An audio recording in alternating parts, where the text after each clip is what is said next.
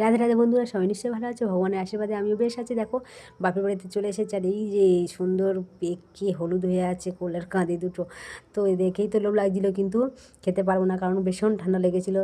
তো মা বললো যে এগুলোকে বড়া করা যাক, তাই আমরা চটপট আমি লেগে পড়লাম বড়া করতে। ভেজে গেছি, কিন্তু এটা প্রথমে হচ্ছিলো রসবড়া। একটা কথা আছে, ভগবানের ইচ্ছা ছাড়া কিছুই হয় না সত্যি।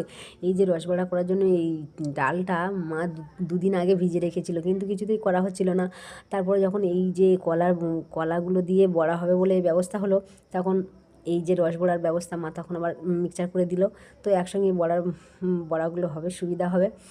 আর দেখো কত সুন্দর হচ্ছে। আর এই কলার বড়া খেতে কিন্তু আমার ভীষণই ভালো লাগে। আর তাছাড়া আমাদের বাড়িতে তো যা কিছু হয় ভগবানকে ভোগ নিবেদন করেই হয়, তো সেটা প্রসাদ সত্যিই খেতে ভালো লাগে। এমনি বাড়িতে করা যায়, সেগুলো খাওয়ার থেকে আমার মনে হয় ভগবানের নিবেদন করে সেটা প্রসাদ, যারা প্রসাদ পায় বা প্রসাদ ভোজী, তারা অবশ্যই বলতে পারবে যে এই ভগবানের নিবেদন করার পরে কতটা সুন্দর লাগে।